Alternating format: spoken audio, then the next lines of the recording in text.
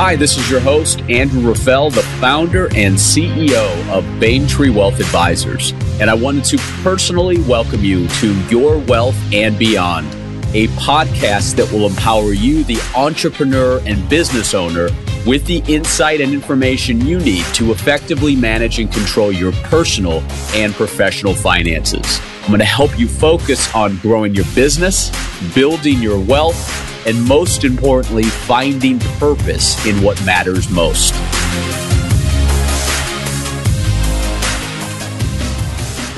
Welcome back, friends, to 2018's final episode of Your Wealth and Beyond. I'm your host, Andrew Rafal, and I can't believe we are through 2018. The podcast has been growing. The guests we've had on has been tremendous, and I appreciate each and every one of you for all of your feedback. Today's show, I feel like we're going to end this year with a bang. I've got on a fantastic guest who's going to talk all things digital marketing. His name is Deepak Shukla. He's not only the founder of Pearl Lemon, which is a SEO agency based in London, but this serial entrepreneur has had businesses since his teenage years. In fact, which you'll learn about in the show, he actually built a music recording studio aimed at one of his passions, which is rappers, inside of his parents' house right next to the kitchen. Beyond that, guy's done 2 Ironmans, 24 marathons. Does he do it all? He might. But here's the deal, is that in today's episode, we're going to go through some of the tips and strategies that you can take away to help position your business and your brand within Google, why YouTube is so important to have videos, what proper content looks like, and how you can reach your target audience, your ideal avatar client. We bantered back and forth. This is a passion of mine, this digital space, and it's one that I think you're going to get a lot of great nuggets from here. So without further ado, my episode with Deepak Shukla on the Your Wealth and Beyond podcast.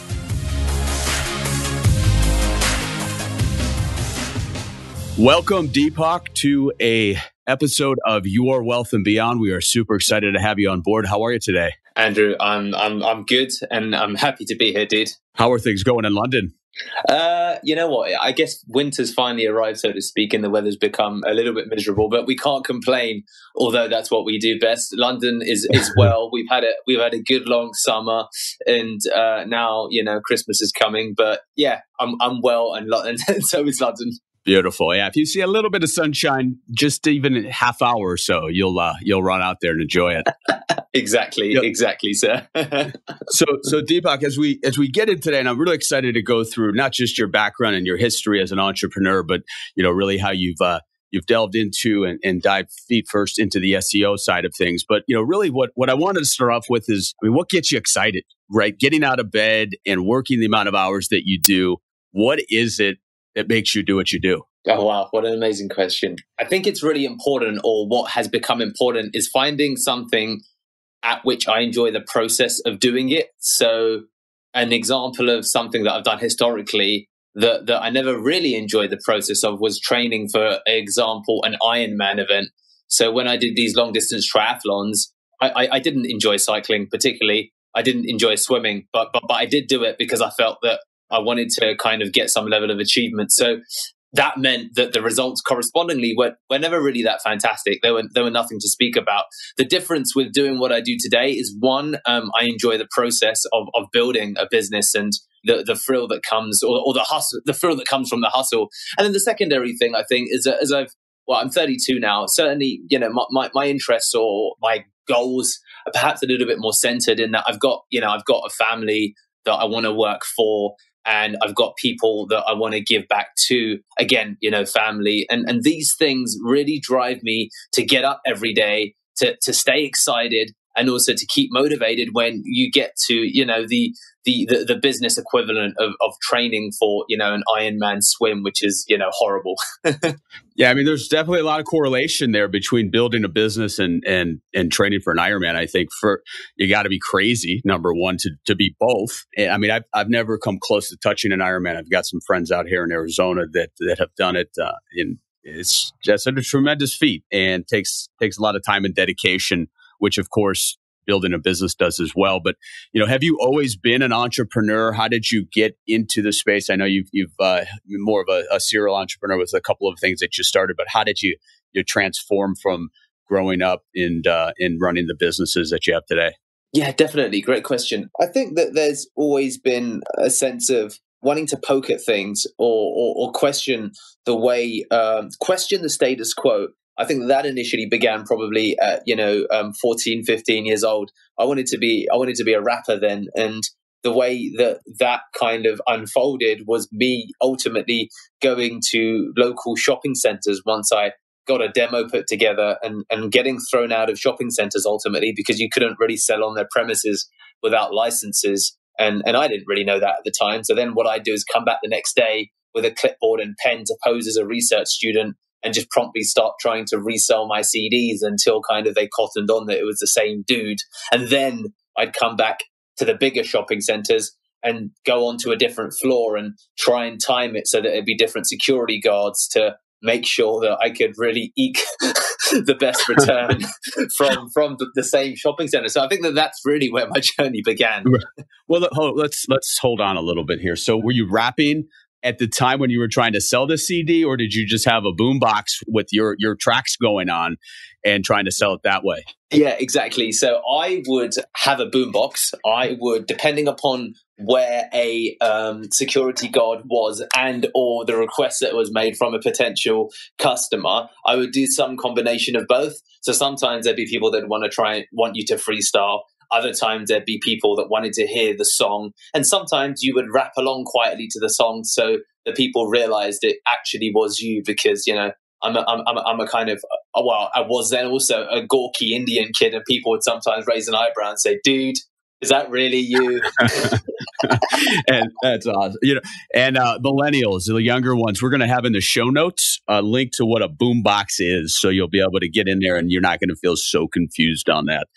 So that was your first foray in really selling you, right? In that case, and that takes a lot of guts, determination, and smarts, trying to outsmart the security guards and not getting arrested and all of those things. And I assume you never got in true trouble, just had to kind of bolt and run. And exactly.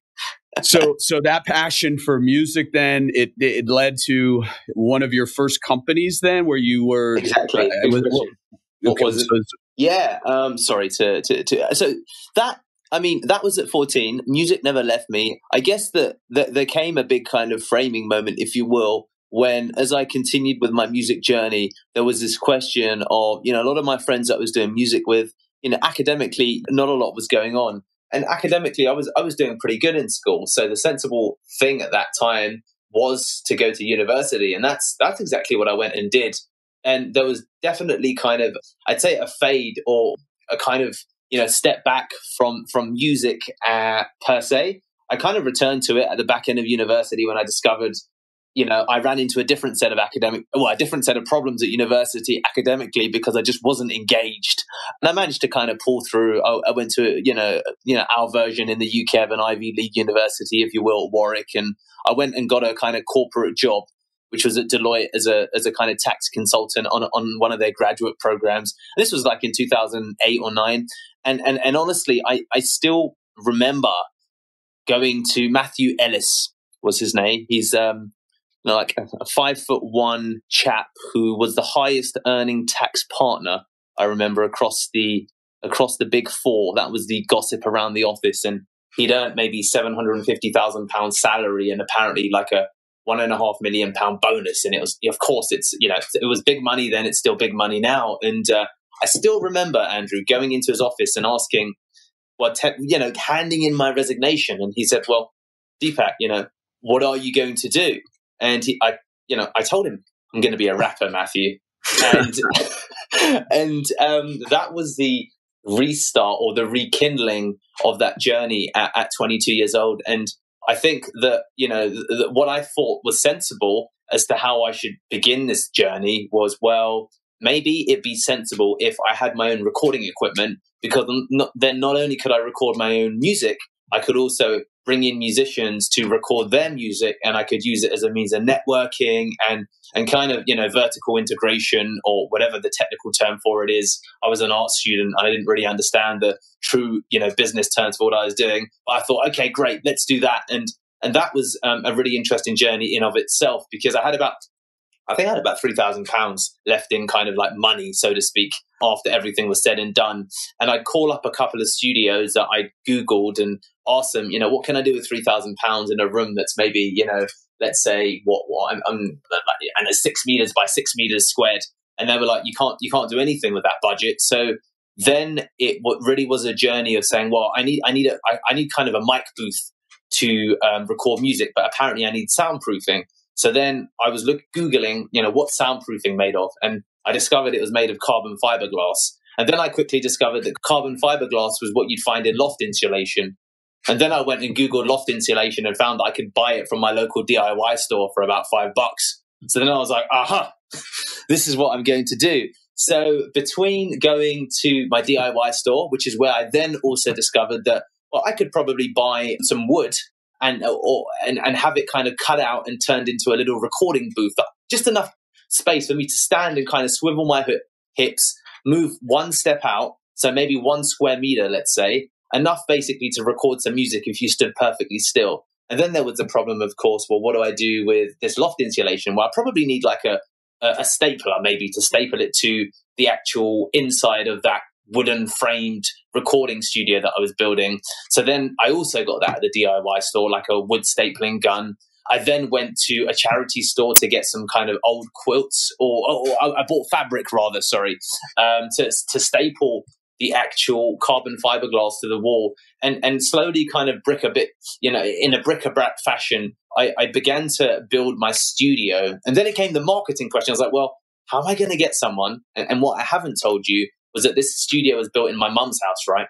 And I'm British Indian, and my parents are from India. So the studio was in the room next to my mum's kitchen. And to get to the kitchen, I didn't want people to come through the front door, through kind of the hallway into the kitchen. So everyone would come around the back through the back entrance. But to get into the studio, you need to go into my kitchen, where there still are the sweet smells of India. So my mum would be there cooking lentils, cooking rice and chapatis. And ultimately, I'd have these musicians coming in. And to first get them there, I thought, well, it's got to look the part. So what I then decided was that, well, what if now that I've got the outside of this wooden frame, what if I, hang up some kind of records there, and I can make it a little bit, with the right frame and crop, I can make it look like I'm in a recording studio. So again, I discovered whilst I was browsing the local charity store, they had all of these old records, U2, the Bee Gees, old Michael Jackson records, whatever there was I could get my hands on. So I spent like $20 and I got maybe 20 vinyls, and I literally nailed them to the wall just so it'd fit enough of a frame that if you stuck your head in front of it, it looked like you were in a recording studio. And then I got all of my mates to come over. I was like, right, I'm going to need a white kid. I'm going to need an Indian kid. I'm going to need a Chinese kid. I'm going to need a black dude. I'm going to need a girl. I'm going to need a guy. I'm going to need a young kid. So I gathered basically anybody, everybody, and I just stuck them up against this wall, slapped my logo in the picture using, again, some free tool from the internet. And this really was a story of how I journeyed on with that business of what was my first business that you can still find online today if you Googled Deep Impact Recordings. Amazing. Talk about bootstrapping from the ground up, the innovation. I just imagine the family dynamic too of your mom and thinking, what is he doing? Spent all this money at university. He had the great job at Deloitte. He was starting to climb the corporate ladder. And now you are creating a studio within the house itself and having people come. Oh man, I wish we had that on film. That had to have been interesting. Yeah, it was quite a journey, and a lot of these guys would come, and there'd be a lot of rappers that would come, and a lot of rappers, or maybe not a lot of rappers, but some rappers smoke weed, and it was always interesting. My mum would say, "What's that funny smell?" And because she didn't know what that smell was, and it quickly came the case of me telling all of the musicians, right, if you're smoking, smoke at the bottom of the garden. Do not smoke in the house. Do not smoke near the kitchen door. And is Is this in? Did you grow up in central London or in London proper itself? So I live. So no. So my parents live near Heathrow Airport. A lot of a lot of Indian migrants came there in the 60s and 70s because as the runways were being built, there was a lot of work for migrant Indians. So there's this kind of saying or something, or rather seeing, if you come to London, or for those listeners also that have been to London, you'll find that the Indians built the actual airports or worked at a lot of the airports. The Bangladeshis helped build the docks. The Irish were involved in a lot of the buildings, and the actual Africans and Caribbeans work on the underground.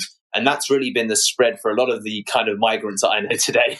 Yeah, and as I was telling you earlier, I grew up. I had spent about 7 months in London back in the 90s, 97 it was, and I lived in central London. And and I'm doing this more for my daughter. She's 12, and she always jokes with me. But I was on Tottenham Court Road, right near the British Museum, so I had to get that out there. Yeah, but I'll give you a story. I was actually about 3 months in there, and we knew where the traffic goes different than America. And it was a little bit after, I was at the pub, and I had a couple drinks, but I was going to see a friend, and I was going across the street or trying to hail a cab. And I walked out and literally got hit by one of the red double-decker buses. I have not told this on the podcast before. So it was going, fortunately it wasn't going very fast, but fast enough that I got hit and thrown. And I remember to this day that I thankfully didn't hit my head, but I get up, and my first thought was, I got to go apologize. So I walked into the bus. I get in. He's looking at me, just shocked. But everybody on the bus is like, and I apologized to him. And he looked at me and he goes, "You stay put." The cop, we had to call the police, and I was freaking out because I didn't, thought it was my fault. And I ran back to my flat, and I've got all these, college kids that were, then I tell them the story. Nobody's first believing me, but then they see me all cut up. And, at the end of the day, when they say, "Hey, I felt like I got hit by a bus," the next morning, guess what? I felt like I got hit by a bus. And it's one of those things. We were back a couple of years ago, and I just get a little trepidation every time I see the red double-decker buses. But I did survive it. Very fortunate, because I know that story could have ended a lot differently. But anyway, I regress. I just thought that just brought back the memories there. So and I assume as you started building the music recording business, you at that point, you started looking at marketing, right? How do I get people to know? And I know you just went through your story of making you seem bigger than you are, but is that where some of the education and the passion came for what you're doing now, which is becoming a leader in helping companies position themselves using search engine optimization and really the formation of your company, Pearl Lemon? Great question, Andrew. Really, I didn't know it then, but of course, yes, because the question was really the visibility game. The question was the kind of positioning game. The question was, online reputation. How was it that I could, number one, initially get people to come to my studio? And so, initially I was looking at, the equivalent of what tags were there. Then socially, I would try and use the right hashtags. I would try and then also engage in some influencer marketing by thinking, well, if I can get this guy, and this guy at that time would have been a musician called like Nasty Jack, it would have been a musician called Storming. These were rappers that had a lot of credibility in the underground scene. And I thought, well, if I can try and connect with these guys on Facebook and build up a conversation, maybe they'll come and record, and then they'll tweet out or link out to, the music that they produce with me, or I can use one of their sound bites in, some of my future marketing material. So these were some of the things that I really began doing kind of unknowingly without formally understanding what they were, alongside, of course, then thinking that, well, hey, maybe I should also put all of this music perhaps onto YouTube. Maybe I should, for the musicians that record remixes, make sure that I put that content out faster, because remixed content tends to be searched more. And I saw this correlation between, well, these guys that are doing remixes that of songs that have been leaked before public release and are about to come out, have got the same end goal that my studio has, which is visibility. So then it really began with some combination of influencer marketing, looking at YouTube search, getting and gathering customer kind of testimonials via videos, tagging people on Facebook as aggressively as I could, every time they came to my studio, and then making sure that I inserted, once I got some of this content online rather, hashtags that I thought would help bring, people that, didn't know, these fans, or rather these musicians initially. And this was maybe like 2008, 2009. And this was where, as you rightly said, without really realizing it, I began to understand the fundamentals of trying to market a business. And so were you able to, Nasty Jack and Storm and Grindboy, right? Like, so those two, right? Were you able to bring them in and start leveraging that and start getting your target audience who you were looking to build a relationship with? Absolutely. So Nasty Jack and Stormin were the two of about maybe five or 10 people that I reached out to. Nasty Jack, Storming, and there was one other guy I think that came. Abshir. That's it. Abshir, YSS. So that was it. So Abshir, Nasty Jack, and Storming were all interesting characters. Nasty Jack and Storming were part of one community, and Abshir was part of another. Abshir was part of the kind of Somalian music community, and they have a very kind of tight and active social media presence. So those guys came. I produced everything for free for them. I put that content out. And then I'd use that and leverage that in terms of looking at, other videos that they'd already produced online, trying to target fans of their music at large, as well as using it in my own promotional pieces, and seeing really, Deep Impact Recordings as a consequence of some of these things start to gain leverage. Because, of course, music, when it comes to social sharing and underground music, is a great platform to try and build search, engine optimization upon, because it's in every musician's toolbox to try and promote and push their music out anyway. So it's really a case of trying to leverage, those things that you just outlined. And some of these guys, as I said, did come, and that really ultimately led to, one studio becoming two within that year, and then me facing bigger problems of, okay, well, how do I actually run a business that's bigger than just myself? Which brought its own shit show, if you will, altogether. And before we go further, I know a lot of the listeners are wanting to know this. Well, how nasty is Nasty Jack? Oh God, yeah, no, he's a really interesting character. I've still got their videos from my studio. I think they're up on YouTube. I'll dig them out and stuff. And no, absolutely, it was. You learn a lot about pressure, comfort in the face of, I'd have maybe 10 guys come into the studio, basically, a room in my mum's house, to watch one person perform. And you have all of them just around you, around the mixing desk as you're trying to, put a mix together. And everyone wants everything yesterday, which has not changed. So it definitely was an experience and a half. And so then Pearl Lemon, when did you move and position into building the company around the digital marketing? When was that? And also, where did you come up with the name? I always love to know how you started branding yourself, where that name came from.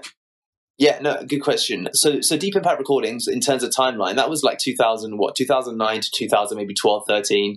Those things that I did in terms of, understanding, like maybe tagging, looking at search, and also building up the brand name as quickly as I could, and inserting a link back in any musician's content, like, for example, within the music saying Deep Impact Recordings, where and when I could. So it linked back to me in either a visual way, an audio way, or perhaps, a literal way if it was the written content. They were things that I took in and built into everything else that I did moving forward. And Deep Impact Recordings, I think, in our first year, we did maybe like $30,000, let's say, well, £24,000. I think it was around that. The second business that I had a go at, which was Gobsmackers, which is a tutoring agency, that got to a stage where it was doing, maybe around £100,000 to £120,000. And what really began to happen was that I began to understand the marketing aspect of it first, and then, aligning that to what it was I was trying to position. And the consistent theme within all of these businesses, and as I moved, for example, to the tutoring agency, where I found SEO and search to work incredibly well, is when I began to put up listings on classified ad sites. So, for example, like on Craigslist, you have in the States, of course, we have that here, but Gumtree is bigger. You probably know it anyway. And I quickly realized that, well, hang on, if I put an advert out, as an English tutor, if I look at the other best performing adverts on Gumtree, they've got such a simple algorithm that if I change some of the keywords and included English, personal statement, CV, and interview expert into, the description as well as the actual title, and included like a really nice smiley image like you guys have on the Bayntree site. There's you there next to Chris Ronzio, the one that I saw, I think, just before we got on the call. I discovered that I would literally, 3 or 4x my return. And that really began to extend then to, well, how does this work on Google as well? So that was kind of the journey and transition. And Pearl Lemon today, how did I get the name?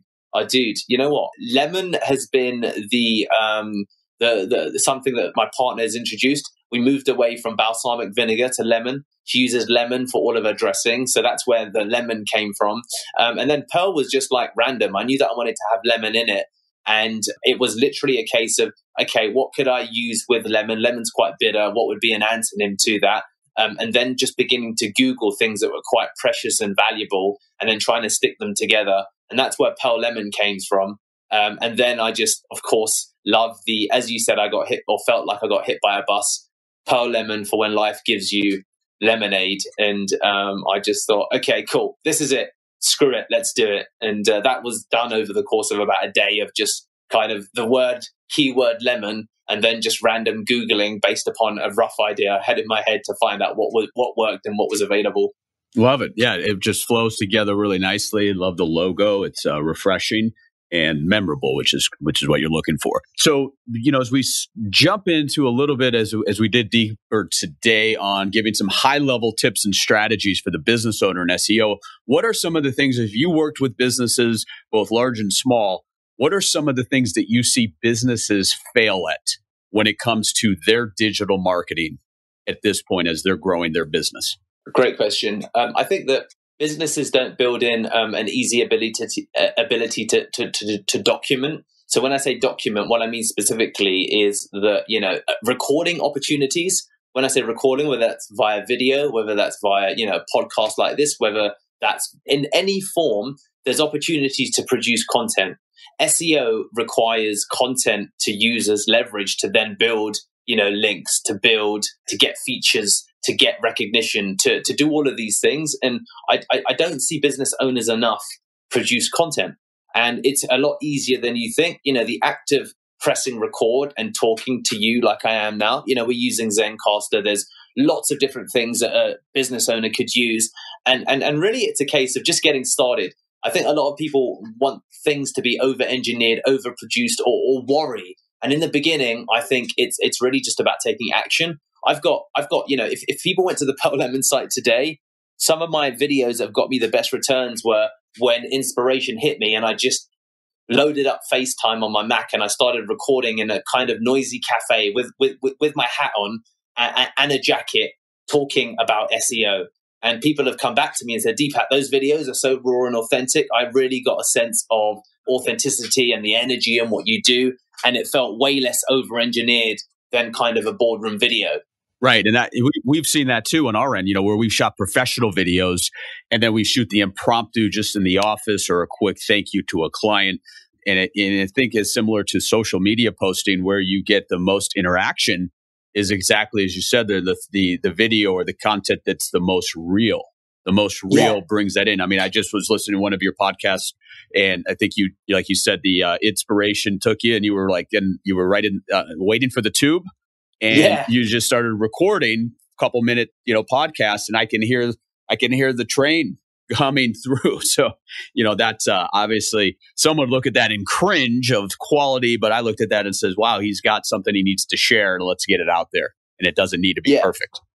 Yeah, absolutely. Absolutely. And, we can all improve as we go. And I think that once you kind of get on the train, so to speak, Woody Allen says 80% of life is about showing up. So just get in the game. And the game is really, whatever the game means for anybody. And a lot of these things, whether it's content, whether it's, for example, online reputation management, that's the other thing that I see a lot of people fail upon, that, we live in an age where we don't go anywhere without looking up a review before we go to the cinema, before we purchase a product on Amazon, before we decide what restaurant we're going to go to. And we need to mirror that in kind of the business community and appreciate that everyone's going to, before making a commercial decision, people are going to quickly, at some stage of their buying cycle, probably look up what others have had to say about you. And so the act, I think, of getting reviews as well as producing content are two, it's simpler than you think. And they do lead to, great returns over time. Right. And when you think about content, right, content is king. And we call it, in a sense, persuading before, in our world, before a client will call us or come in. We want to persuade as we are the professionals and that we are the experts in our industry. And so when we look at content and we look at all the different ways and how you can get content out there, let's talk about some of them. I know we've got blogs. And, with you had mentioned earlier and on your website, YouTube and video, which I think the evolution of where we're going are these videos. And if I'm not mistaken, isn't YouTube the second most popular search engine out there? So let's talk a little bit about what business owners can do to get content out there. It doesn't have to be perfect, but what can they do today to start building, curating, and becoming that expert that's going to help them drive traffic and get their most ideal client to come find them, pull them in, one would say? Absolutely. It's a great question. So let's go through. I'll just kind of give you, and the audience can cherry pick. Number one, anytime you have a client or even anyone you give, for example, free advice to, at any point of that kind of conversation or transaction cycle, where and when they say, great, amazing, thank you, name your synonym, jump in with a timely, thank you for those words. Could you leave exactly what you've just said in an online review? And then link them to your Facebook review page, your Google business review page, your Trustpilot, your Glass, whatever it is. That's number one. Definitely do that. Number two, get used to documenting. So I use a tool called Screencast-O-Matic. So I was just preparing, for example, a end of month YouTube SEO report for one of our clients. And I noticed that, their month on month growth from YouTube search independently has grown by 2,500 minutes. So I was in the middle of writing this and I thought, hang on, I opened up Screencast-O-Matic and I started recording literally a very quick 3-minute video showing the email trail, the report that I was preparing, and then jumping into YouTube search and showing that. And then I quickly titled it, YouTube SEO case study, 2,500 additional minutes viewed in 28 days with Pearl Lemon. And then I did a 1-click upload to YouTube. That's number two. That's the second thing that you could do instantly. And then number three, in terms of, of course, the other opportunities, it's really just a case of, if you have a team that you can build content infrastructure for, then you can do lots of things with that. Or number three, because we've done, of course, video now, video and audio transition together quite well. Then number three would be like literally kind of what I call bullet point content. Like anyone who's a business owner or anyone who works within marketing has some advice that they can give. So jump onto Quora, right. When inspiration strikes you and you think, I want to, share this about entrepreneurship, then you can share it and take pick your format. And, as you just demonstrated with looking at my last podcast, I've won business deals that I never expected to come as a consequence of people reaching out and saying, Deepak, I like the casual candor of your podcast. I've won business deals through Trustpilot because people have specifically said, Deepak, I was looking at companies that were reviewed on Trustpilot and I found Pearl Lemon. So you don't know where your wins will come from. And they'll often come from places that sometimes you least expect when you begin just producing and taking opportunities as they come up in front of you. Now, a lot of the listeners may not know that much about Quora. Can you go through that real quickly? Yeah. What the benefit there is? Absolutely. So Quora is a Q&A platform. It was founded in Silicon Valley. It was started by, one of the former Google software engineers. And, in its early days, it was and still is seen as a place for trusted answers. So, you had the Yahoo Q&A forums. You've got questions that you'll type into Google and you'll see kind of a little answer box at the top, like a snippet from perhaps a larger website. Think of Quora as that, but 10x. Now, Quora works really well in the place of what I call kind of influencer content, meaning that Quora is built for individuals that work within businesses or individuals within their own right. So, whether, me, Deepak Shukla, or, you, Joe Blogs, or whoever it may be, you can literally jump onto Quora and start answering questions that relate to your niche. And people that are specifically searching for something related to financial wealth management or related to search engine optimization, whatever it may be, could find your answers. And you can build your own community and following. And then from a search perspective, it generates a ton of referral traffic. I've built a list in excess of 20,000 people from Quora independently of anything else. And it can and should be, an integral part of what you do in terms of content marketing and therefore, of course, correspondingly search.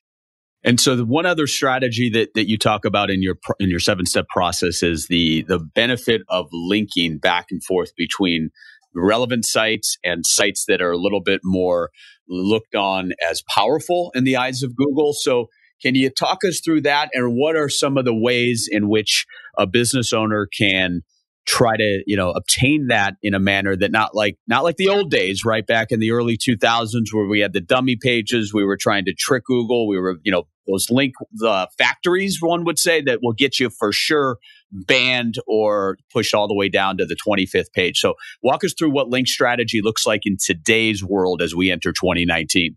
Good question. Great question. So I think that, influencer marketing and link building strategies can often go hand in hand. So I would say that you can kill multiple birds with one stone. So number one, if you're, for example, producing or getting onto content, getting onto podcasts, then it is easier for you to build links. As a consequence of this podcast, Andrew is going to, of course, link back to something that, exists about Deepak Shukla and Pearl Lemon online. So do what Andrew does. And then correspondingly, if Andrew says, hey, could you socially share the podcast, or could you link to it? It's not something that I've even discussed with Andrew, but I've got my own YouTube playlist that relates to any podcast that I've appeared on. And where and when business owners or podcast owners don't have, for example, their own YouTube channel, I will then upload the video to my own channel and put it into one of my own playlists. So there's the links that you can earn, which is as a consequence of being on the podcast. There's links that just come to you as a consequence of me telling Andrew about a process that he didn't know that I'm going to do until I revealed it just right now live. And then there's links that you can ask for when Andrew, of course, says, Deepak, would you mind sharing it? So earning links through podcasts is a huge strategy that you can do and should do today. And it's one of the kind of reasons that Google is introducing their own kind of podcasting actual platform, and it's going to be a huge component of what they're going to be doing with search in 2019. So that is definitely one way, a really good way to do it. And then the second thing that I'd say in terms of, well, Deepak, I'm not going to start a podcast, I'm not going to do those things. So what then? In that case, there's some kind of simple housekeeping that really does make sense. So Andrew quite rightly mentioned about the way that you build links. So one of the things in terms of internal links is that think about what your money pages are. So your money pages, of course, would be a contact us page, would be a services page. Let's just take your contact us page and your services page. So where and when you have blog content, linking back intermittently with an appropriate keyword that relates to a services page does make sense. That's one thing that you should be doing on a regular basis. So if you're a business that specializes in SEO like me, you'll go to our blog content and you'll find that, on the blog posts that relate to SEO, we do have links back to specific service pages. And then correspondingly, when you're linking out, link out to respected journals and respected content that is also online, at Bayntree.com. If they've got a particular podcast that really resonates with something that you're trying to demonstrate, then link out to it. Google also does not just look at your internal linking structure, but it also looks at the links that you actually, or rather the companies that you link out to. So there are things that you could do in terms of housekeeping, and that podcast approach I've just described. Even if you're not doing a podcast, as long as you're doing some level of reach out and there's a meaningful reason to either ask for a link or you've produced some excellent content, then these things do take time. But once you get on the road, there's so much value in having something in terms of content or inviting someone to appear on content that you can use for later leverage. Yeah, and a lot of times you don't even really, by doing all those things, you don't really know per se what drove an ideal prospect to reach out to you. It could have been a multitude of things. For your sake, they could have seen your YouTube, heard one of the podcasts that you did, or one of you where you're a guest on it, some of the writing that you've done. You just don't know. So ultimately, it's hard from a standpoint of if somebody comes to us and says, hey, what's my return? What can I expect? As you know, Deepak, you can't really just put a number on it. It's one of those areas, just like with radio ads, it's frequency. It's getting yourself out there, and enough times people see you and enough platforms, they're going to look at you, feel trusted, and say, you know what, I got to talk to this guy, or I got to talk to this team, because they know what they're doing. Is that, am I thinking the right way there? 100%. I think, omnipresence, everybody. You do need to make sure that you have some level of feature upon the platforms that your customers are on. Because if you're not doing it, your competitors are. If you're not doing it, there's people like Andrew Rafal at Bayntree Wealth Advisors who, of course, is competing in the wealth management space against many other independent financial advisors and many other financial advisors of various kinds. But Andrew is on iTunes, he's on Stitcher, he's on Overcast. He has got enough of a presence online that, Adina and my team reached out to Andrew because he thought, wow, this podcast looks good. There's a story that will resonate with all of us here. I've listened to a couple of the podcasts. Deepak checked the one out with Chris, which is why I looked into that, of course, because it was about kind of the whole business and growth experience. And this is where where we are today. So, me being here today kind of is proof that, it does work, and you don't even know how, in many cases, a lead will come from. And if you're not in the game, then it certainly is the case that you're going to ultimately, be net down when it comes to comparing what the opposition is. And if your opposition aren't doing it, there's going to be some guy somewhere in a bedroom who is doing it right. There's no doubt at all. And when, you think about, you finding me, right? Or your Adina was, what can you, what are some of the things you can do if you're trying to bootstrap it and you don't have a lot of employees? What have you done to curate some of the professionals that can help you as you earn the clients, find and do the work? But then, like, for instance, with Adina finding me, right? And your wealth and beyond. How do you go about doing that in that scope? Because that's something, if somebody doesn't want to do a podcast or doesn't have the time, there's no easier way to say, hey, listen, let me be a guest on your podcast. And then we get it all the time. We get people that want to be on our show, and then I'll have my team do the due diligence, do the research, and they literally will come back to me and say yay or nay. And then I take it from there. But how did you guys, in a sense, find our podcast? I know you mentioned the Ronzio show that we just did, but how did Adina come out and find Your Wealth and Beyond? Yeah, absolutely. It's a great question. So Adina knows, of course, that as a business, we're trying to also get some exposure, but also exposure in a way that's meaningful, right? Meaningful, i.e., that we're a fit for a show, and a show is a fit for us, and vice versa. And one of the things that Adina will go out and do is she'll look ultimately at iTunes. She'll look also at Stitcher. They're the two platforms that I think that Adina begins some of her searches on. And then she'll begin identifying podcasts through an example of an initial sweep. So one of the things that she'll do initially, as we've begun to learn, is that we don't want to be on a podcast, for example, that's inactive. So this relates to your kind of consistency and frequency thing, right? Your last podcast was on the 15th of November, and Adina will look at kind of the frequency and say, this is a podcast that's actually active.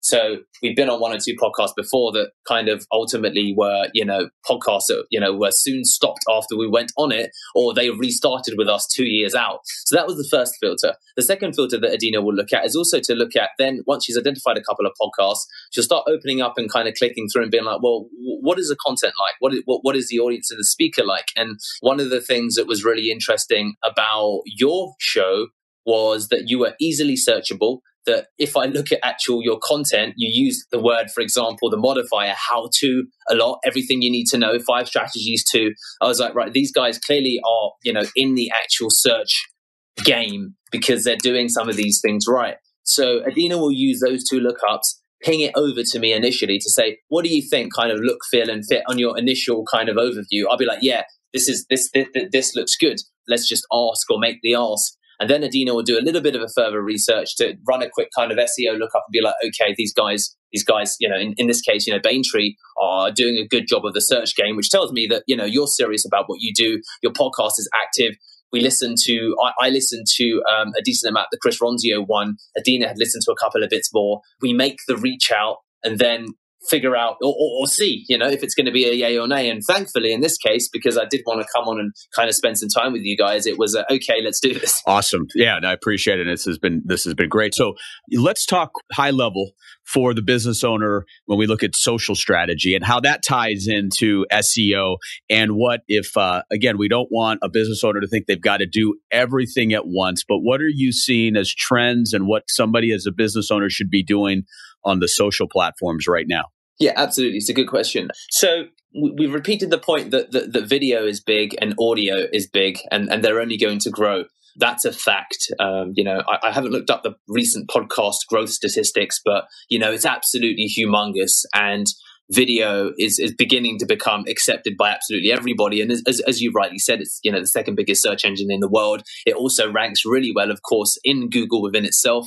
If you look up, even, and then also when people do kind of brand searches, meaning if I'm going to make a transactional decision about Bayntree, because maybe let's just say, you or one of your team reached out to me as a business owner on LinkedIn, I'll immediately quickly Google you guys and I will gravitate towards a video to be like, well, who the heck is this guy? So I think that, in terms of a hierarchy, I would absolutely say as business owners that, video has the most repurposing opportunities. So if you are on video, you can then re-engineer that to produce lots of different kinds of content. And I can definitely see how, whilst I've said all of these things, it does feel overwhelming. But that process that I just identified before, if you're in the middle of something, whether it's teaching someone internally, whether it's preparing a client report, whether it's, some level of positive result, then document it.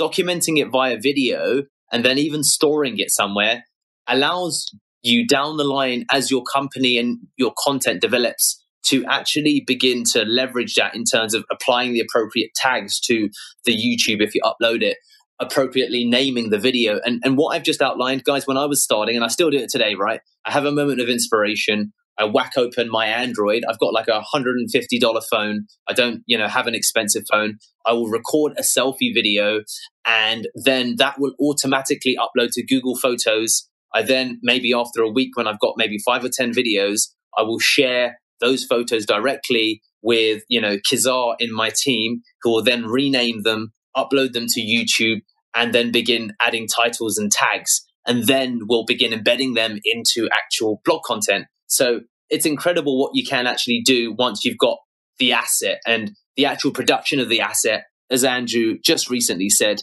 that, the post that you guys have got most engagement for has been, those videos where you're like, what's up, guys? This is just us in the office doing our thing. And more, especially because, I'm 32 years old. And, I'm of the age of, a decision maker within a company, whether you're approaching a corporate or whether you're looking at an entrepreneur. And we've grown up with YouTube. We've grown up with WhatsApp. We've grown up with BS radars that are very well developed. So I think that the doing it ghetto is no longer a problem. It's almost appreciated now. Yeah, no doubt at all. And that's something that you have to resonate to your audience. And when you think about, from our standpoint, local search is so important. What I tried to do is put myself in the mind of my ideal client, right? What are they looking for? What are some of their concerns? What do they need help with? And with that, building and curating content, whether again be video or blogging. But that was one area where, I don't want to have them find just financial advisor, right? I want Phoenix financial advisor, or who can help me in Scottsdale regarding my retirement. So one of the things that I did is I looked at all my competitors and I looked and said, okay, what are the ones that are positioned? What are they doing? And then we also used a software called SEO Rush, I think it is. SEO yes. Rush. Brilliant. And what that did is allowed me to see the keywords that's out there of what my ideal client is, what are they typing in? What are my competitors utilizing to get up there? What is the most trafficked website, right? Or the most trafficked keyword to bring them in? And what happened then is we started building content around that, and we continued to do that. So when we think about local search, why is that so critical? Because the majority of businesses are not national, they're not global, right? I would say 90% of businesses are small businesses that want to work with people within 20 miles of their office. So what can they do? Absolutely. Great question. So if you're a local business, now I think it's as close as 15% of your local ranking factor is determined by your reviews. So we mentioned it previously, it's growing. So the more reviews you have with Google My Business, which is, if you type in, I don't know, car wash Arizona or car wash, whatever your local town is, and you see what appears in Google Maps, which is that part immediately, that leads to, in I think something like 70% of cases, when someone runs a local search, it leads to an actual offline transaction. It's incredibly powerful. So the commercial intent attached to local search is way higher than anything else that you'll see. People tend to search, whether it's, you think about it, a restaurant, a club, a car wash, an auto mechanic. It leads to some kind of transaction online or off. That's the first thing. The second thing is make sure, as we said, that you capture those actual reviews that you get from customers, but you can also get reviews from partners. Don't forget, after this, another thing that we do as part of our internal strategy is I'll go away now, and if I'm not already connected with Andrew on LinkedIn, I will connect with him and I'll write a recommendation as to my experience of working with Andrew, and then it's quite probable that Andrew might reciprocate. So think about anybody that you actually partner and work with. It doesn't need to just be someone who's involved in a commercial transaction. So that's a great way to leverage reviews. The second thing is think about all of the actual towns that are within your locale, or all of the suburbs, districts, counties, whatever you want to call it, and produce content that's relevant to that actual area, and produce individual pages. So if you're a local car wash, let's extend that analogy, and I'm based in London. Of course, London is based of many suburbs, towns, and districts. So if I'm in West London, building a page for London at large probably isn't ideal. No one's realistically going to come to a car wash 10 miles across the city. So I would then break down all of the local towns that are relevant to me, and I would begin producing individual pages that relate to those areas. So I would produce, for example, a page that relates to car wash Notting Hill, right? Everybody's maybe heard or seen of the movie Notting Hill with Hugh Grant, so we use that as an example. So not only would I produce a page of car wash Notting Hill, I'd probably also produce a video talking about your car wash in Notting Hill. So that is a really simple way at a granular level. And then you can link out to, whilst you're stopping at our car wash, why not pick up, a donut from our local, cafe, for example. And you could begin rolling out a strategy like that, and it will really begin to help you with your local search. Right. And then it comes down to, as you had mentioned prior, it comes down to tracking, right? So if you're doing all these things, but you're not tracking what is working, then you're just kind of blindly going after it. So one of the things that we do is look at Google Analytics, and we look to see what pages are people going to. When they go to that page, are they going to another page? Are they utilizing the call to action, or are they bouncing? So one of the things we've seen is that back to just the videos of the most, drives the most interaction, the real videos. Well, guess where they're going on our site? And I assume, like your clients, it's probably the majority. They're not going to my service page. They don't care. They're going to our About Us page. They're looking at the team page. They're looking at our story. They're looking at maybe our podcast does get a lot of traffic in that regard. But, walk through, if somebody's not using a consultant, a professional team, why Google Analytics is so helpful, and just some of the things that they can do, kind of real quick, high level, so that they can understand what pages are working, and then build the right calls to action, the right harnessing that, and trying to get the contact information from that prospect that's on that page. Yeah, absolutely. Great question. So, the first thing that you could do, as Andrew rightly pointed out, is recognize the pages that people care about. People care hugely about the about, meet the team. They'll be like, right, who are the guys, right? Who are the people that are doing it? So about page is big. That's the first thing. And then, of course, your home page, right? The calls to action. So once you recognize that these are the pages, this is where you want to put kind of the stuff that's kind of no BS, i.e. this is the team, this is really what goes on, and this is how we deliver. That's the first thing. The second thing is, of course, tracking is everything. So once you have put love into the pages that you think commercially make sense in terms of what your clients or potential prospects really want to know and really are looking at, then you can begin looking. Regardless of the level of your site, you can look into Google Analytics and look at, for example, bounce rates. Which are the pages that people come onto, and there seems to be a high bounce rate. Now, a lot of people will look at that and begin to work on that page, and it's important that you do. But the second thing that's probably most important is look at the pages that get the most traffic. Look at the pages that have the most time spent on page, because that will tell you as to the quality of the level of traffic. And that ultimately is your power page. That is the page where you, if you don't yet want to have a pop-up that says, hey, we noticed you're looking at, etc. Do you want to talk, or can we help you? So making adjustments based upon where people are spending the most time on your site is definitely one thing that I would immediately do. I would examine the calls to action on that page, and I'd have a look at what I can do to actually make them more explicit. And I'd also look at the pages with the highest bounce rate. Now, the pages with the highest bounce rate might be because you're running an ad or because you put up a load of Twitter links, and the quality of the traffic coming to that page might be poor.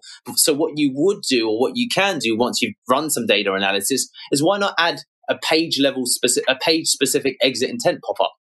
That's something else that we've seen generate really good results initially, that people do bounce because maybe they don't like the page, but then they like the offer that you made before they leave the page. So there's two things, out of the gate that I definitely look at and examine and think about as you begin delving into Google Analytics. And when you do these calls to action, whether it be the pop-up and utilize a lot of different technologies out there, whether it be Sumo and lead pages, et cetera, but what do you see as the best results? Is it, first and last name email? Is it just first name and email? What drives the most kind of bang for the buck in that regard of just obtaining that which we want is just the email address? Yeah, absolutely. It's a good question. So what we've seen most recently, and you can see it right now if you go actually onto the Pearl Lemon site, you can generate kind of click to calls that automatically open up in people's email accounts. So one of the things that we've been testing recently on our own site is that, we have forms, for example, put your name, put your first name and email. And the differentials really become important when you're running a high traffic site. So if you're on a high traffic site and you can A/B test, and that you can run meaningful A/B tests, meaning that I'm getting 100,000 hits per month, then A/B testing using, whatever you want to use, Google Data Studios. You said lead pages allows you to A/B test. There's a couple of things. Then there's a lot of rationale in, the less, for example, opt-in options, the better, because you get more leads, but then maybe as a lower quality of content. What we've seen for anyone who's a service provider, like Pearl Lemon, we're a search engine optimization agency, we actually have, a click to call. And when you click on our click to call, it'll automatically open in a Gmail, Hotmail, Outlook account, and it will have a pre-written, ultimately, template that people can fill in. So it will say, can you audit my website? And then you can insert your website name. It says, hi, Deepak, can you audit my site, please? Our top competitors are.